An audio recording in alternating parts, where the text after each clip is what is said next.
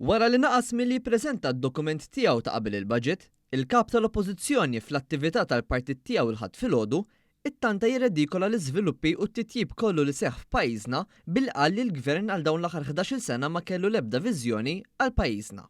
Bernard Grech li ħeba d-dokument li nstab li saru nofs kedda, inkluż biżbalji fatwali, kienet jitkellem fi dialogu speċifiku ta' qabel il-budget.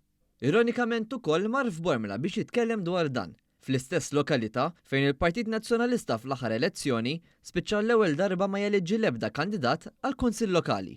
Dan wara li warrab anke lill-aħjar kunsillier li kellu, James Kauki, għall-ebda raġuni plawsibbli, tant li wkoll spiċċa fil-qorti minħabba fekk.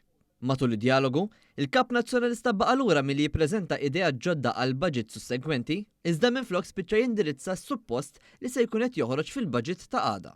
Intant, u tenna li jekk ċertu miżuri mhux se jkunu qed jiġu indirizzati għada, dan se jkun budget li ġie għal xejn. Ħansemmi xi ħaġa lilna nsemmu. Illi jekk għada mhux se narawha fil-budget, mela l-budget ta' għada se jkun ġie għal xejn. Dan minkejja li t-tnejn, il-Gvern immexxi mill-Prim Ministru Robert Abela se jkun qed jippreżenta budget li ħares għal sostent ekonomija reżiljenti, is-sostenibilità tal-finanzi pubbliċi, it-titjib tal-kwalità tal-ħajja, infrastruttura sostenibbli u ambjent nadif. Grech kien ukoll kritiku għal proġett mill-isbaħ fil-Baċir numru 1 li wettaq Gvern Laburista wara l-inkonsistenzi ta' gvernijiet nazzjonalisti u prova jirredikolah għax qal li ma kienx hemm biżżejjed siġar biex jagħmlulu d-dell.